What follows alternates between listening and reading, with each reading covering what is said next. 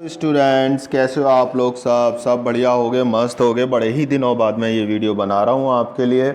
और स्कूल की कुछ ऑनलाइन क्लासेस थी, उनमें बिजी था पूरा शेड्यूल बनाने में, लेकिन अब फिर से मैं वीडियो बनाना स्टार्ट कर रहा हूँ। तो आज इस चैप्टर में जो हम पढ़ने वाले हैं, आपकी जो नेक्स्ट चैप्टर चल रहा है इलेक्ट्रोस्टैटिक पोटेंशियल एंड कैपेसिटेंस।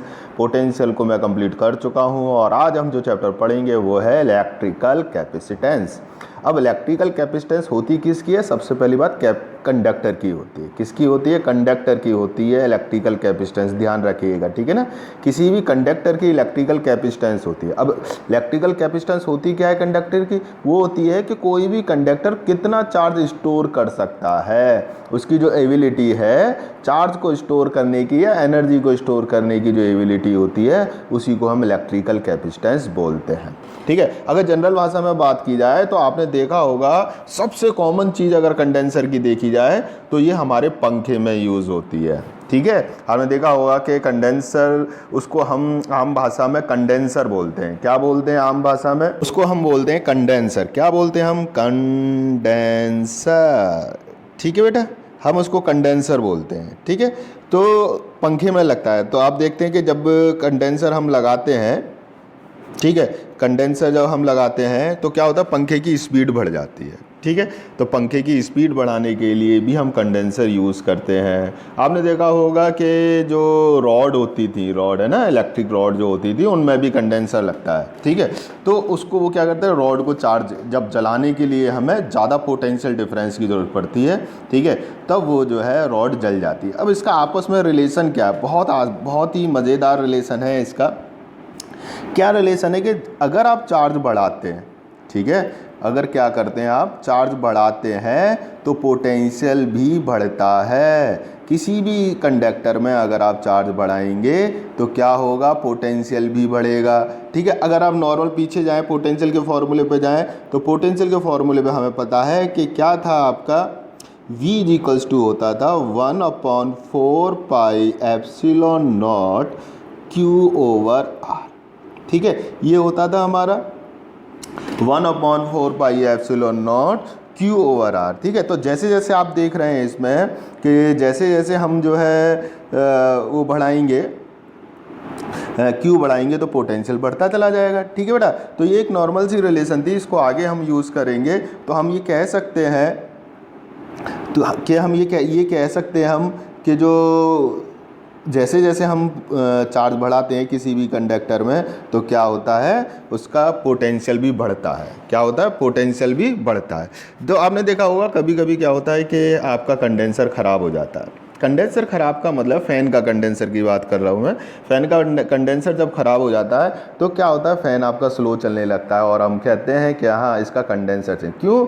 धीरे धीरे जो कंडेंसर भी होता है या कैपेसिटर, ठीक है, कैपेसिटर अपनी जो चार्ज को होल्ड करने की एबिलिटी उसको खोता चला जाता है।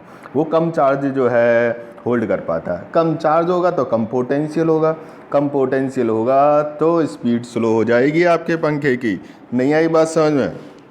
ठीक है। तो ये क्या हो गया? तो समझ में आया क्या हुआ इलेक्ट्रिकल कैपेसिटेंस। सबसे पहले इलेक्ट्रिकल कैपेसिटेंस किसकी होती है? कंडक्टर की होती है। क्या होती है? एबिलिटी होती है किसकी? स्टोर द इलेक्ट्रिक चार्ज और एनर्जी। कैसे? कि अगर हम चार्ज बढ़ाएंगे तो क्या होगा? V बढ़ेगा, पोटेंशियल भी बढ़ेगा। तो यहाँ से क्या निकल कर आ जाता है कि यहाँ से ये निकल कर आ जाता है कि Q is proportional to V, ठीक है। क्या निकल कर आता है?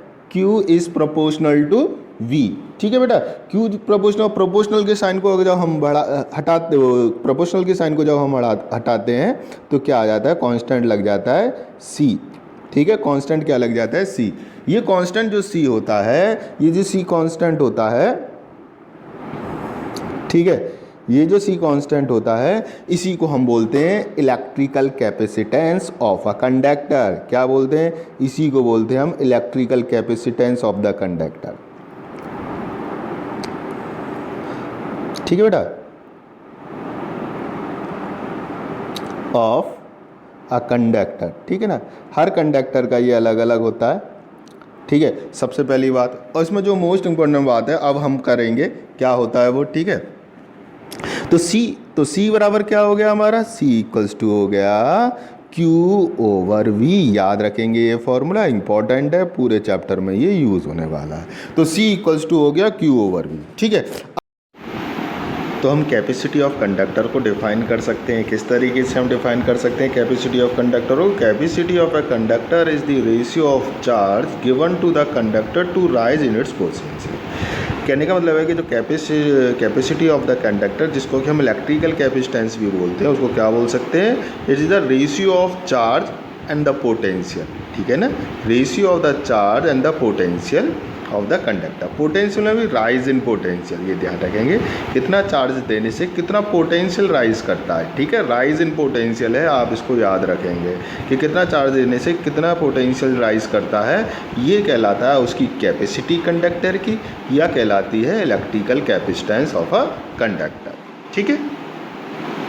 चलिए स्टूडेंट्स, देखते हैं कि अगर हम चार्ज को बढ़ाएंगे तो जो कंडक्टर है उसके पोटेंशियल पे क्या क्या फ़र्क पड़ेगा। थोड़ा सा जूम कर लेते हैं इसको हम, चलिए देखते हैं। तो ये जो है आपको सामने जो ग्राफ दिख रहा है, इसमें दिख रहा है ये एक्स एक्सिस है। एक्स एक्सिस को चार्ज रिप्रेजेंट किया जा रहा है, जो चार्ज कंडक्टर को दिया जा रहा है, और ये जो वाई एक्सिस है ये पोटेंशियल को शो कर रहा है कि जैसे जैसे हम चार्ज को बढ़ाएंगे तो पोटेंशियल किस तरीके से बढ़ेगा। तो आप देख सकते हैं इस ग्राफ में आपको क्लियरली नज़र आ रहा है कि ये एक आपको स्ट्रेट लाइन नज़र आ रही है। कहने का मतलब है कि जिस रेट से आप चार्ज को बढ़ाएंगे कंडक्टर पर, सेम उसी रेट से आपका जो है पोटेंशियल भी इंक्रीज़ होगा। तो क्यों? जैसा हमने पहले देख ही लिया कि चार्ज जो है डायरेक्टली प्रोपोर्शनल होता है पोटेंशियल के, ठीक है। सॉरी, पोटेंशियल जो है डायरेक्टली प्रोपोर्शनल होता है चार्ज के। जैसे जैसे आप चार्ज बढ़ाते हैं पोटेंशियल बढ़ता है। अब हम देखते हैं जो हमारा इलेक्ट्रिकल कैपेसिटेंस है कंडक्टर का, ठीक है, वो किस किस चीज़ पे डिपेंड करता है। तो बहुत इंपॉर्टेंट बात है जो मैं आपको अभी यहाँ पे बताने जा रहा हूँ। बहुत इंपॉर्टेंट बात है कि जो electrical capacitance of a conductor है ना, वो Q और V दोनों पे डिपेंड नहीं करता। क्या? इलेक्ट्रिकल कैपेसिटेंस Q पर भी डिपेंड नहीं करता और V पर भी डिपेंड नहीं करता। ये कंसेप्चुअल में क्वेश्चन आ जाता है, अक्सर बच्चे जो है इसको लिख देते हैं कि किस पर डिपेंड करता, Q और V पे डिपेंड नहीं करता, इन दोनों पर डिपेंड नहीं करता, ना इस पर और ना इस पर, इन पर डिपेंड नहीं करता है, ठीक है। तो फिर किस पर डिपेंड करता है यहाँ देखेंगे। तो ये जो डिपेंड करता है शेप ऑफ द कंडक्टर के, कंडक्टर की शेप क्या है, size of the conductor, size क्या है। नेक्स्ट सबसे important thing, nature of the material of the conductor. तो नेक्स्ट जो नेचर है वो क्या, किस चीज़ पर डिपेंड करता है इलेक्ट्रिसिटी में हमारे पास, उसकी इलेक्ट्रिकल परमिटिविटी से। किससे? इलेक्ट्रिकल परमिटिविटी से। यानी कि जो नेचर है मटेरियल का, उसकी इलेक्ट्रिकल परमिटिविटी क्या है, इस चीज़ पे डिपेंड करता है आपका कैपेसिटेंस ऑफ द कंडक्टर, ठीक है। यानी कि उनके बीच में जो है कौन सा मटेरियल रखा गया है, वो किसके अंदर है, ये सारी चीज़ों पे डिपेंड करेगा आपका कैपेसिटेंस ऑफ द कंडक्टर, ठीक है बेटा। चलिए अब देखते हैं, हमारे पास एक चीज़ और है कि इसकी डिफ़ाइन निकालने की कोशिश करते हैं कि उसकी डिफ़ाइन क्या है। अब हमारे पास आ गया कि C इक्वल्स टू होता है Q ओवर V। क्या होता है? C equals to Q over V। अगर V इक्वल्स टू 1 रख दें, हम क्या रख दें? 1। V इक्वल्स टू अगर 1 रख देते हैं तो हमें मिल जाता है C इक्वल्स टू Q। क्या मिल जाता है हमें? C equals to Q। तो क्या डेफिनेशन हो जाती है न्यूमेरिकली, ज़रा देखते हैं क्या डेफिनेशन हो जाएगी। इसकी जो डेफिनेशन हो जाएगी वो हो जाएगी अब, electrical capacity of a conductor is numerically equal to the charge required to raise its potential by unity capacitance is a positive quantity only, ठीक है बेटा। तो हमारी क्या डेफिनेशन हो गई कि जो कैपेसिटेंस ऑफ अ कंडक्टर है या electrical capacity of the conductor है, दोनों का मतलब सेंज है, वो किसके बराबर है? Is numerically equal to the charge required to raise the potential by 1 volt या यूनिटी, ठीक है ना। और कैपेसिटेंस जो है एक पॉजिटिव क्वांटिटी है, आपको याद रखेंगे, कैपेसिटेंस जो है एक पॉजिटिव क्वांटिटी है। चलिए अब बात कर लेते हैं कैपेसिटेंस की यूनिट के बारे में, ठीक है। तो यूनिट को अगर हम देखें, हमारे पास क्या ऊपर फॉर्मूले से कैपेसिटेंस की जो यूनिट होती है वो होती है फैराड। क्या होती है कैपेसिटेंस की यूनिट? Farad, FARAD, farad. लेकिन 1 फैराड होगा किसके बराबर? जो ऐसा यूनिट होती है कैपेसिटेंस की या इलेक्ट्रिकल कैपेसिटी की, वो फैराड होती है। तो 1 फैराड अगर हम निकालेंगे तो हमारे पास आ जाएगा 1 farad equals to 1 coulomb upon 1 volt. ठीक है ना, क्या हो जाएगा 1 farad equals to 1 coulomb upon 1 volt. तो हम ये भी बोल सकते हैं इसको कूलम पर वोल्ट। तो 1 फैराड की अगर मैं डेफिनेशन की बात करूंगा तो 1 फैराड की डेफिनेशन क्या हो जाएगी?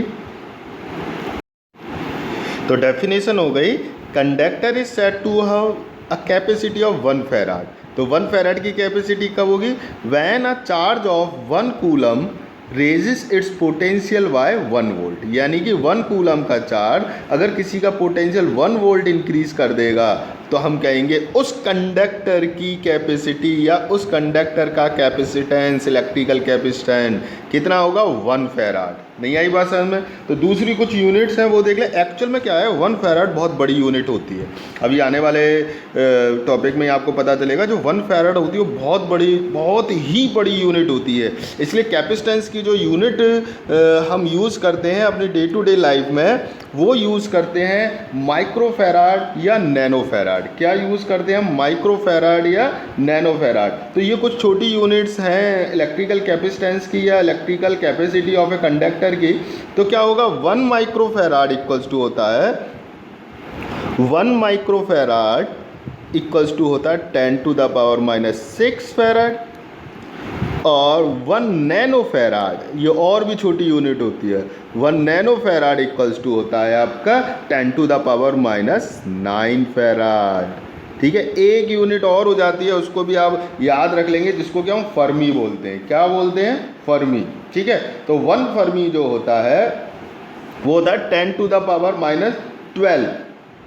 क्या होता है? 10⁻⁻12,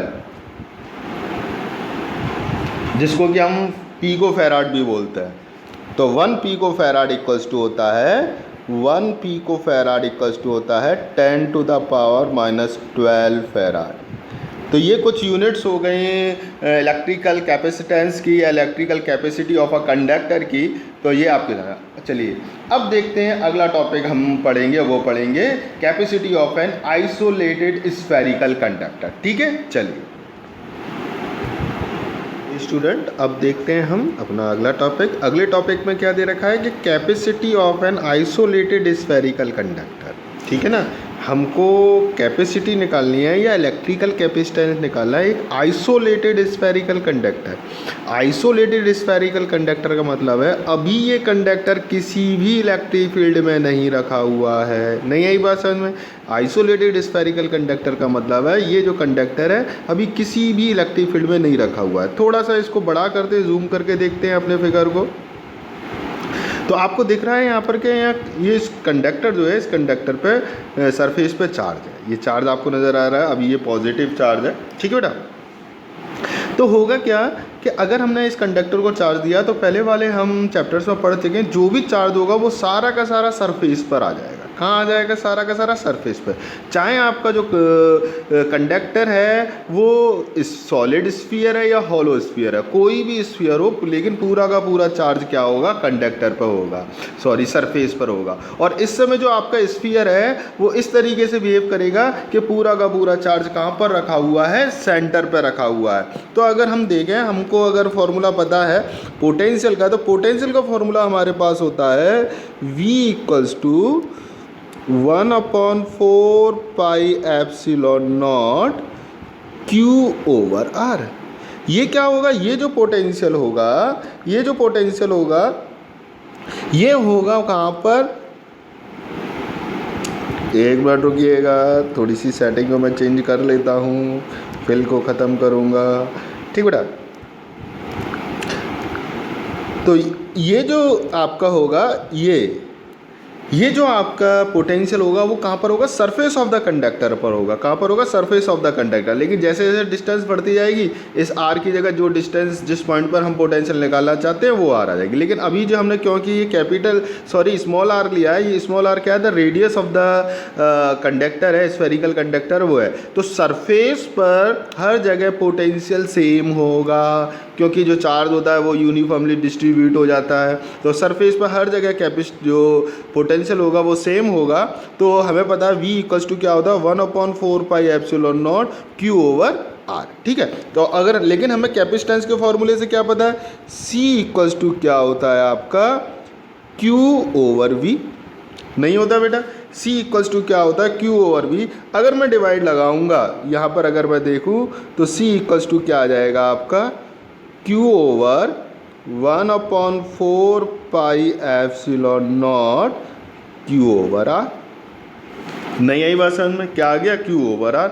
अब जब ये कट जाएगा और ये Q से Q कट जाएगा तो C इक्वल्स टू आ जाएगा आपका, C इक्वल्स टू आ जाएगा 4 पाई एप्सिलॉन नॉट R। ठीक है, ये C इक्वल्स टू आ गया हमारे पास, C इक्वल्स टू क्या आ गया हमारे पास, ये आ गया। ठीक है बेटा, तो आप याद रखेंगे ये हमारे पास फॉर्मूला हो गया 4 पाई एप्सिलॉन नॉट R। ठीक है ना, ये हमारे पास कैपेसिटेंस का फॉर्मूला हो गया। तो जैसा कि हमने पहले बताया था कि कैपेसिटेंस क्या होता है, वो डिपेंड नहीं करता किस पर, वो डिपेंड नहीं करता, वो Q पर डिपेंड नहीं करता, वो V पर डिपेंड नहीं करता। कैपेसिटेंस जो होता है या कैपेसिटी ऑफ द कंडक्टर जो डिपेंड करती है, वो डिपेंड करती है मटेरियल पर, परमिटिविटी ऑफ द मटेरियल पर। ठीक है ना, कि वो कहाँ पर रखा हुआ है। सेकंड, साइज, है ना, इन दो चीज़ों पे कैपेसिटेंस आपका डिपेंड करता है। नहीं आ रही बात समझ में, तो ये हो गया आपका capacity of an isolated spherical conductor. ठीक है, तो ये इसका फॉर्मूला, इसको याद रखिएगा। अब हम थोड़ा सा निकालने की कोशिश करेंगे अर्थ का कैपेसिटेंस। किसका कैपेसिटेंस निकालने की कोशिश करेंगे, अर्थ का कैपेसिटेंस निकालने की कोशिश करेंगे, देखेंगे क्या आएगा। ठीक है, अर्थ के कैपेसिटेंस की फॉर्मूला अगर हमें पता हो कि अर्थ का जो रेडियस होता है वो होता है 6400 किलोमीटर। अर्थ का जो रेडियस होता है वो कितना होता है, अर्थ का रेडियस होता है 6400 किलोमीटर। ठीक है बेटा, अर्थ का रेडियस ही होता है। इसको अगर मीटर में चेंज करेंगे तो हमारे पास आ जाएगा 6.4 × 10⁻⁶ मीटर। नहीं आई बात समझ में, इसको अगर हम रिप्रेजेंट करेंगे मीटर में तो 6.4 × 10⁻⁶ मीटर आ जाएगा निकल के। अब कैपेसिटेंस निकाल लें, ये कैपेसिटेंस का फॉर्मूला हमें दे रखा, पता चल गया। तो कैपेसिटेंस इक्वल्स टू क्या आएगा, 4 पाई एप्सिलॉन नॉट R। नहीं आई बात समझ में, 4 पाई एप्सिलॉन नॉट R। और हमें पता है कि 1/4 पाई एप्सिलॉन नॉट R की वैल्यू क्या होती थी, यस 9 × 10⁹। जो 1/4 पाई एप्सिलॉन नॉट की वैल्यू होती थी, मैं यहाँ पर लिख देता हूँ, 1/4 पाई एप्सिलॉन नॉट की जो वैल्यू होती थी वो कितनी होती, 9 × 10⁹। ठीक है बेटा, ये 1/4 पाई एप्सिलॉन नॉट की वैल्यू होती थी। तो 4 पाई एप्सिलॉन नॉट की क्या हो जाएगी, 1/9 × 10⁹। ठीक है, इनटू रेडियस, रेडियस क्योंकि अर्थ का निकाल रहे हैं हम, किसका निकाल रहे हैं, कैपेसिटेंस अर्थ का। ठीक है ना, अर्थ का कैपेसिटेंस हम निकाल रहे हैं तो क्या हो जाएगा, अर्थ का रेडियस आएगा। अर्थ का रेडियस हमें पता है कितना होता है, 6.4 × 10⁻⁶। नहीं आई बात समझ में, कितना हुआ अर्थ का जो हुआ वो हुआ 6.4 × 10⁻⁶। अगर इसको मैं अगर सॉल्व करूंगा तो मेरे को मिल जाएगा 0.711 × 10⁻³ फैराड। कितना, 0.711 × 10⁻³ माइक्रो फैराड, सॉरी फैराड। ठीक है बेटा, ये इतना मिल जाएगा आपको। अब सोचो, एक चीज़ इसमें सोचने वाली है कि हमने किसका कैपेसिटेंस निकाला, अर्थ का। अर्थ बहुत बड़ी होती है, वो अर्थ का कैपेसिटेंस भी कितना आया, बहुत कम आया है। नहीं आ रही बात समझ, अर्थ का अगर आप कैपेसिटेंस देखें तो कितना आया है, 0.711 × 10⁻³ जरा इसको मैं अगर उसमें और लिख दूंगा तो ये आएगा 0.12371 फैराड। ये आया है आपका अर्थ का कैपेसिटेंस। सोचो, इतनी बड़ी अर्थ है और उसका कैपेसिटेंस होता है ये। तो हम कह सकते हैं जो फैराड होती है ना, वो बहुत बड़ी यूनिट होती है। इसलिए हम कैपेसिटेंस निकालने के लिए जो यूनिट्स होती है, अक्सर आप न्यूमेरिकल्स में भी देखेंगे, वो micro farad, nano farad, pico farad, fermi farad, ये सारी यूनिट्स होंगी। ठीक है बेटा, तो हमें ये समझ में आ गया इस वाले टॉपिक में कि एक तो कोई भी अगर स्फेरिकल कंडक्टर है तो उसकी जो कैपेसिटेंस हम निकालनी है तो इस फॉर्मूले से निकल कर आएगी, C equals to 4 pi epsilon naught R। ठीक है, और एक हमने कंपैरिजन कर लिया कि अर्थ का जो है इलेक्ट्रिकल कैपेसिटेंस कितना होता है, फॉर्मूले से वो आया काफ़ी कम। यानी इतनी बड़ी अर्थ है, यानी अर्थ के साइज़ का भी अगर कंडक्टर है तो उसका कैपेसिटेंस ये होगा। नहीं आ रही बात समझ में, ठीक है। चलिए अब देखते हैं आगे अपना टॉपिक।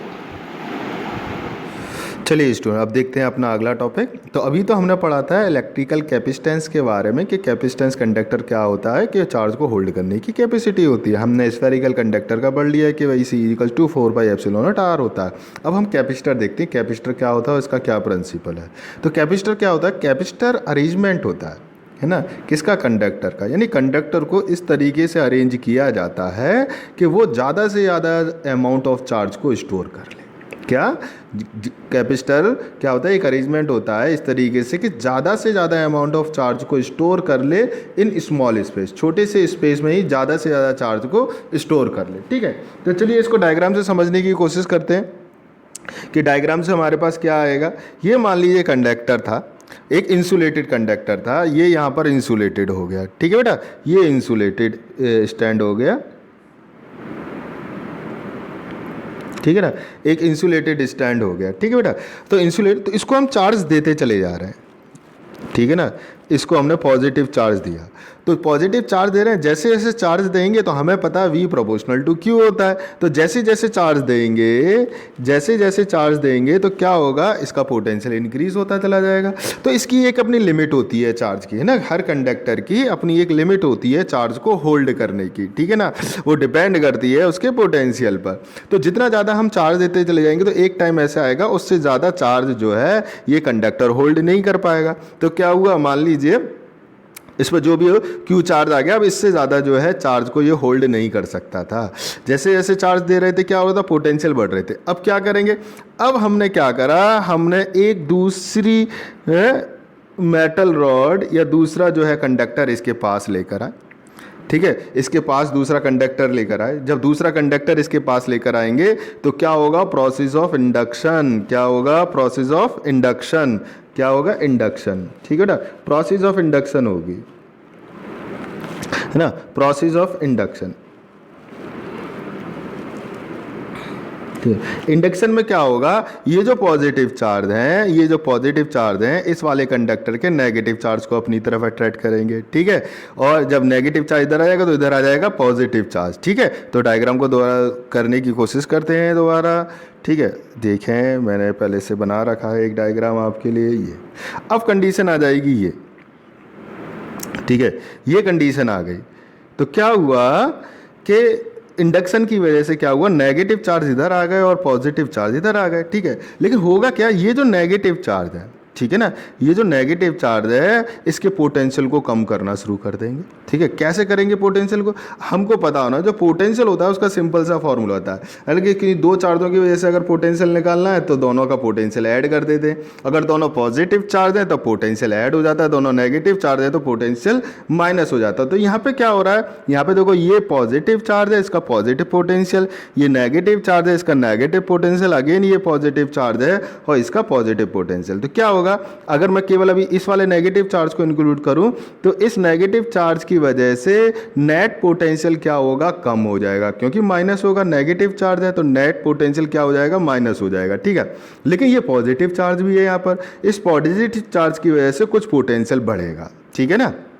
क्या होगा, इस पूरे सिस्टम का इस नेगेटिव चार्ज की वजह से कुछ पोटेंशियल कम हो जाएगा, इस पॉजिटिव चार्ज की वजह से कुछ पोटेंशियल बढ़ जाएगा। लेकिन क्या है, ये जो ये नेगेटिव चार्ज है इस पॉजिटिव चार्ज के क्लोज है और ये जो पॉजिटिव चार्ज है इस पॉजिटिव चार्ज से दूर है, तो इसका इफेक्ट ज़्यादा होगा। कहने का मतलब है ये जो है इसके पोटेंशियल को कम करेगा और ये जो है बढ़ा रहा होगा, लेकिन इसका इफेक्ट ज़्यादा होगा, तो नेट पोटेंशियल इसका कम हो जाएगा। जब नेट पोटेंशियल कम हो जाएगा तो क्या होगा, हम इसमें और चार्ज इंट्रोड्यूस कर सकते हैं और चार्ज इंक्रीज कर सकते हैं। नहीं आई बात समझ में। लेकिन अब क्या हुआ, पहले से Q चार्ज तो था ही इसमें, जब पहले से Q चार्ज था, अब हमने जब इस वाले दूसरे प्लेट की वजह से, दूसरे कंडक्टर की वजह से इसमें हम और चार्ज जो है स्टोर कर पाए। लेकिन अभी भी हम और चार्ज जो है इसमें स्टोर कर सकते हैं। देखेंगे कैसे कर देंगे। अब हमने करा, ये एक फिगर आ गया आपके सामने। ठीक है, ये फिगर है। अब हमने क्या करा, बचा हुआ ये जो पॉजिटिव चार्ज था इसको क्या कर दिया, अर्थ कर दिया। क्या कर दिया, इसको अर्थ कर दिया हमने, इसको अर्थ कर दिया, इसको अर्थिंग बोलते हैं। कहने का मतलब है जो पॉजिटिव चार्ज है ना, यहाँ पर जो पॉजिटिव चार्ज था और जब इसको अर्थिंग की तो यहाँ से नेगेटिव चार्ज को इधर आएगा और वो इन वाले पॉजिटिव चार्ज को न्यूट्रलाइज कर देगा। तो यहाँ पर क्या बचा, केवल इस वाली सरफेस में नेगेटिव चार्ज। अब क्या होगा, ये जो नेगेटिव चार्ज है इसके पोटेंशियल को और कम कर देगा। जब इसके पोटेंशियल को और कम कर देगा तो अब हम और ज़्यादा चार्ज इसमें स्टोर कर सकते हैं। नहीं आई बात समझ में? तो हमने क्या करा, और ज़्यादा चार्ज स्टोर कर दिया इसमें। तो क्या हो गया कि हमने इस अरेंजमेंट से इसमें ज़्यादा से ज़्यादा चार्ज को स्टोर कर पाए। तो इसी को बोलते हैं हम कैपेसिटर। तो कैपेसिटर को इस तरीके से अरेंज किया जाता है कि वो हमारा जो कंडक्टर है वो ज़्यादा से ज़्यादा चार्ज को स्टोर कर पाए। नहीं आ रही है बात समझ में? ठीक है ना, चलिए।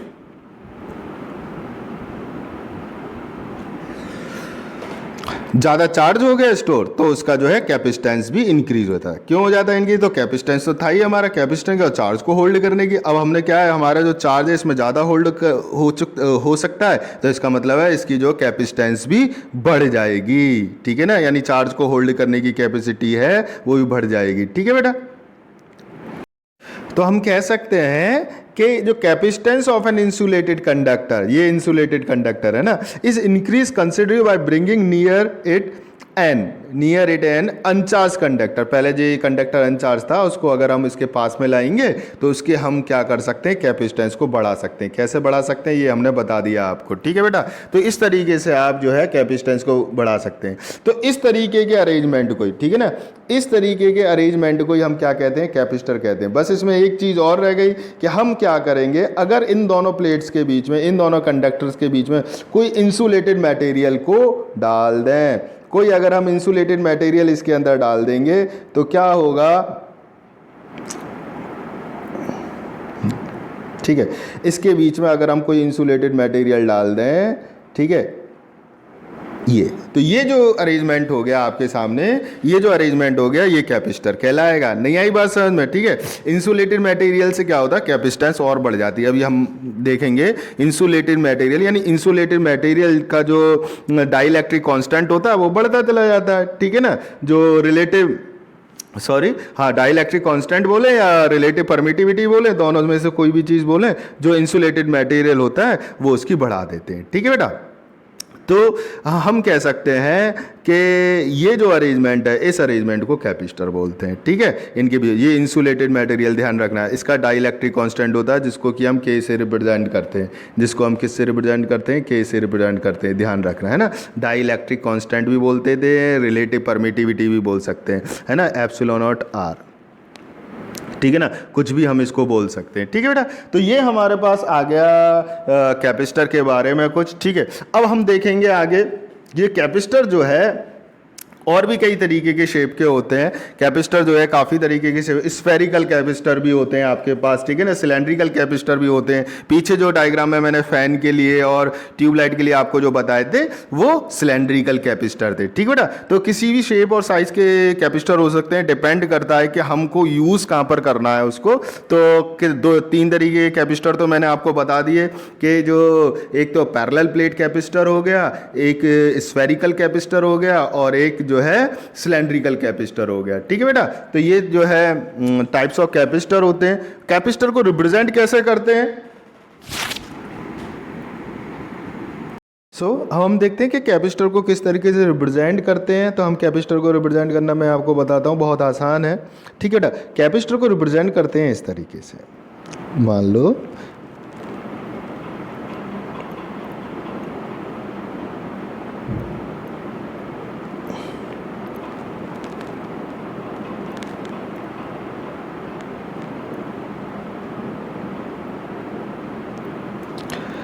है ना, अगर हमारा जो कैपेसिटर है उसकी कैपेसिटेंस अगर कांस्टेंट है तो इस तरीके से रिप्रेजेंट किया जाएगा। ठीक है, अगर वेरिएबल है तो इसी में क्या करेंगे, हम एक इस तरीके से निशान लगा देंगे। ठीक है, ये हो गया वेरिएबल का। देखो ये था आपका, अगर कैपेसिटेंस कांस्टेंट है तो ये, और अगर इस पे अगर हम इस तरीके से कर देंगे तो ये हो जाएगा वेरिएबल। ठीक है बेटा, तो ये हम इस तरीके से इसको रिप्रेजेंट करते हैं। ठीक है, अब हम देख लेते हैं किस तरीके के जो है कैपेसिटेंस होते हैं। एक्चुअल में कैपेसिटेंस का जो नेम है वो उनमें हम कौन सा डाइलेक्ट्रिक मीडियम यूज़ कर रहे हैं, किस तरीके से डाइलेक्ट्रिक मीडियम यूज़ कर रहे हैं, उसके बेसिस पे उनके नेम आए। तो देखते हैं कि कैपेसिटर्स के नेम क्या क्या होंगे।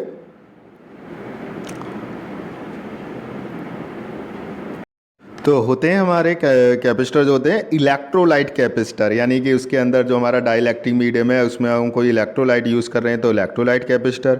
उन दोनों के बीच में कोई पेपर यूज़ कर रहे हैं तो पेपर कंडेंसर, है ना, कंडेंसर मतलब कैपेसिटर ही है। उसके बीच में माइका यूज़ कर रहे हैं तो माइका कंडेंसर। और उसमें सेरेमिक में जो हमारा मटेरियल है, उसके अंदर जो मटेरियल यूज़ कर रहे हैं, जो मीडियम के तौर पर यूज़ कर रहे हैं वो सेरेमिक है, तो उसको बोलेंगे हम सेरेमिक कंडेंसर। तो इस तरीके से ये कंडेंसर होते हैं। ठीक है, अब हम प्रॉपरली पढ़ेंगे पैरेलल प्लेट कैपेसिटर के बारे में। ठीक है बेटा, पैरेलल प्लेट कैपेसिटर के बारे में चलिए देखते हैं। चलिए स्टूडेंट, अब देखेंगे हम पैरेलल प्लेट कैपेसिटर के कैपेसिटेंस कितनी निकल कर आएगी। ठीक है ना, पैरेलल प्लेट कैपेसिटर के बारे में हम देखेंगे और वो कितनी निकल कर आएगी। ये सामने आपके अरेंजमेंट लगा हुआ है। एक यहाँ पर कंडक्टर है जो कि इंसुलेटेड है, यानी कि हमने एक इंसुलेटिंग पैड पर इसको रखा हुआ है और वो पॉजिटिवली चार्ज है, जो इससे पहले बताया है वही सारा कंस्ट्रक्शन है। और यहाँ पर एक दूसरा कंडक्टर है जो इंडक्शन की वजह से जिस पे कैसा चार्ज आ गया था, नेगेटिव चार्ज आ गया था, और उसका जो पॉजिटिव चार्ज है वो क्या कर दिया हमने, अर्थ कर दिया। इन दोनों प्लेट्स के बीच की जो डिस्टेंस है डी है, और इसका जो सरफेस चार्ज डेंसिटी सिग्मा है, लेकिन इसमें पॉजिटिव चार्ज है इसलिए इसकी surface charge density plus sigma हो गई। ये इस पर नेगेटिव चार्ज है तो इसकी जो सरफेस चार्ज डेंसिटी हो गई माइनस सिग्मा। इन दोनों प्लेट्स का एरिया ए है। ठीक है ना, ये प्लेट 1 है और ये प्लेट 2 है। ये तो इस फिगर के बारे में हो गया। लेकिन इसको आगे सॉल्व करने से पहले कि इस पैरेलल प्लेट का कैपेसिटेंस कितना होगा, पैरेलल प्लेट कैपेसिटर का कुछ बातें हमें ध्यान रखनी पड़ेंगी। सबसे पहली बात, जो हम इससे पहले जब हमने इलेक्ट्रिक फील्ड निकाली थी दो प्लेट्स के बीच में, तो वो हमें याद होना चाहिए कि जो electric field outside the plate of same surface charge है, इन दोनों की सरफेस चार्ज डेंसिटी सेम है बट अपोजिट साइन है, तो इनके बाहर जो इलेक्ट्रिक फील्ड होगी, आउटसाइड द प्लेट जो फील्ड होगी, इलेक्ट्रिक फील्ड होगी, वो ज़ीरो होगी। ठीक है ना, तो इससे अगर ये आपको नहीं पता है तो पहले आर्टिकल आप पढ़ लीजिए कि electric field due to the parallel plates. ठीक है, वो आप पढ़ लेंगे। दूसरा, electric field inside the plate कितनी होगी, इसके बीच में जो इलेक्ट्रिक फील्ड होगी वो होगी सिग्मा ओवर एप्सिलॉन नॉट। ठीक है ना, ये भी इसी का आर्टिकल है। बाहर आती थी 0 और अंदर आती थी सिग्मा ओवर एप्सिलॉन नॉट। और दूसरी चीज़ नेक्स्ट आपको याद रखना है कि पोटेंशियल ग्रेडियंट। पोटेंशियल ग्रेडियंट मतलब मैं आपको बता दूं, पोटेंशियल ग्रेडियंट कि डिस्टेंस के हिसाब से पोटेंशियल चेंज होता रहता है। ठीक है ना, डिस्टेंस के हिसाब से क्या होता है, पोटेंशियल चेंज होता रहता है। ठीक है, तो वो change in potential per unit distance कहलाता है पोटेंशियल ग्रेडियंट। हालांकि वो होता है ई के बराबर ही है, इलेक्ट्रिक फील्ड के बराबर ही होता है। दूसरा ये भी आपको पता होना चाहिए कि सरफेस चार्ज डेंसिटी जो होती है सिग्मा, वो किसके बराबर होती है, क्यू ओवर ए के बराबर होती है। क्या होती है, क्यू ओवर ए के बराबर होती है। अब थोड़ा थोड़ा हम देख लेते हैं क्या आएगा। ये सारी चीज़ें हमने पढ़ लिया है। ठीक है, तो मान लीजिए इस पर जो है प्लस चार्ज है, इस पर प्लस क्यू चार्ज है और इस पर माइनस क्यू चार्ज है। ठीक है ना, तो प्लस क्यू चार्ज है और माइनस क्यू चार्ज है, तो दोनों की अगर हम सरफेस चार्ज डेंसिटी अगर हम निकालेंगे तो क्या निकल कर आएगा, दोनों की सरफेस चार्ज डेंसिटी हम निकालते हैं तो दोनों की सरफेस चार्ज डेंसिटी आएगी, एक की तो आ जाएगी सिग्मा, ठीक है, equals to sigma equals to minus के क्यू ओवर ए। ठीक है, और दूसरी आ जाएगी यानी प्लेट 1 की हो जाएगी, ये प्लेट 2 की है ये। ठीक है, और प्लेट 1 की हो जाएगी सिग्मा इक्वल्स टू प्लस के क्यू ओवर। ठीक है, प्लस के क्यू ओवर है। हमें पता होता है, थोड़ा सा देख लेते हैं। हमें क्या है, सी इक्वल्स टू क्या होता है, सी इक्वल्स टू होता है क्यू ओवर वी। क्या होता है, सी इक्वल्स टू क्यू तो हमें पता ही है, जो चार्ज है प्लेट पर वो कैपिटल क्यू, वी निकालना है। ठीक है, हमें क्या निकालना है, वी निकालना है। तो ज़रा देखते हैं तो अगर इस वाले फॉर्मूले से देखेंगे तो v इक्वल्स टू कितना निकल कर आएगा, v इक्वल्स टू निकल कर आएगा ई डी। पोटेंशियल ग्रेडियंट के फार्मूले से V इक्वल्स टू निकल कर आएगा ED, ठीक है। और V इक्वल्स टू ED निकल कर आया, E कितना है हमारा सिग्मा ओवर एफ, इसके बीच में जो इलेक्ट्रिक फील्ड है वो कितनी है सिग्मा ओवर एप्सिलॉन नॉट। तो V इक्वल्स टू हो गया sigma over epsilon not D। नहीं आई बात समझ में? V इक्वल्स टू हो गया sigma over epsilon not D, ठीक है। चलिए, और सिग्मा किसके बराबर है? सिग्मा बराबर है Q ओवर A के। सिग्मा जो बराबर है वो Q ओवर A के बराबर है। तो ज़रा इसको इसमें रख देंगे, सिग्मा जो है वो Q over A, positive charge के लिए पॉजिटिव, नेगेटिव चार्ज के लिए नेगेटिव। तो ये हो जाएगा आपका, ठीक है, ये हो जाएगा आपका, ठीक है। तो V इक्वल्स टू क्या आ जाएगा हमारे पास? V इक्वल्स टू आ जाएगा अब हमारा, अच्छा सिग्मा की जगह क्या रख दिया हम? Q over A। तो ये हमने रख दिया Q over epsilon naught A और D। नहीं आई बात समझ में? ठीक है, Q ओवर एप्सिलॉन D। तो अब हमें क्या निकालना है? C निकालना है। तो C कितना हो गया? Q ओवर V, ये दे रखा है आपको, C कितना होगा? Q over V। तो अगर आप थोड़ा सा देखें Q ओवर V, ठीक है, तो मैं रख दूं यानी कि Q ओवर V, V की वैल्यू कितनी आ गई? ये आ गई आपके पास। तो V की वैल्यू कितनी है? QD upon epsilon naught A, ठीक है। तो Q से Q कट जाएगा, तो हमारे पास क्या आ जाएगा? C इक्वल्स टू आ जाएगा आपके पास, है ना, Q से Q epsilon naught A over D। ये हमारे पास आ गया epsilon naught A over D। नहीं आई बात समझ? तो ये पैरेलल प्लेट का जो कैपेसिटेंस है वो ये होता है, ठीक है बेटा, पैरेलल प्लेट का ये कैपेसिटेंस होता है, ये ध्यान रखेंगे आप, ठीक है। पैरेलल प्लेट का कैपेसिटेंस होता है ये। लेकिन ये कब था? जब इनके बीच में जो मीडियम है अभी एयर है, दो पैरेलल प्लेट के बीच में जो मीडियम है वो क्या थी? एयर थी, इसलिए हमने एप्सिलॉन नॉट लिया है, ठीक है ना। बड़ी दोबारा से समझ लेते हैं कैसे करा हमने। हमें पता है पैरेलल जो सरफेस चार्ज डेंसिटी है वो तो आप निकाल सकते हैं, Q ओवर A के बराबर होती है। पॉजिटिव चार्ज है तो पॉजिटिव चार्ज डेंसिटी, और नेगेटिव चार्ज है तो नेगेटिव चार्ज डेंसिटी हो जाएगी, ठीक है। हमें पोटेंशियल ग्रेडियंट के फॉर्मूले से, इस वाले फॉर्मूले से, पोटेंशियल ग्रेडियंट के फॉर्मूले से हमें V इक्वल्स टू हो गया E ओवर D, ठीक है। और V E की वैल्यू हमें पता चल गई। E कितना है? E है सिग्मा ओवर एप्सिलॉन।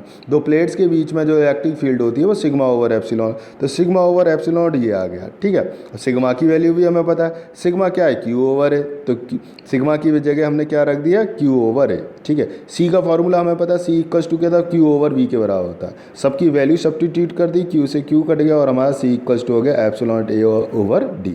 लेकिन ये एप्सिलॉन A आ रहा है, एप्सिलॉन A का मतलब है दो प्लेट्स के बीच में जो मीडियम है वो एयर है, ठीक है। दो प्लेट्स के बीच में मीडियम क्या है? एयर है। लेकिन अगर एयर की जगह कोई और मीडियम होता तब क्या होता? बहुत आसान है, ठीक है ना, बहुत आसान है, आपको बता देते हैं, बहुत आसान है। तब क्या होता है?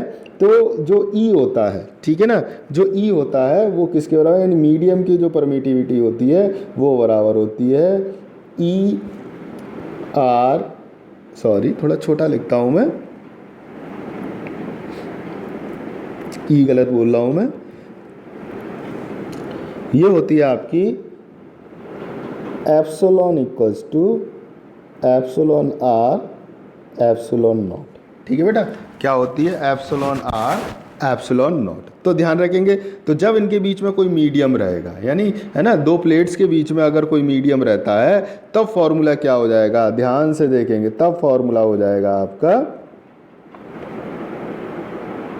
C equals to epsilon R epsilon naught A over D।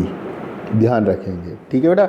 ये फॉर्मूला भी आप ध्यान रखेंगे कि इसका जो फॉर्मूला होगा वो ये होगा,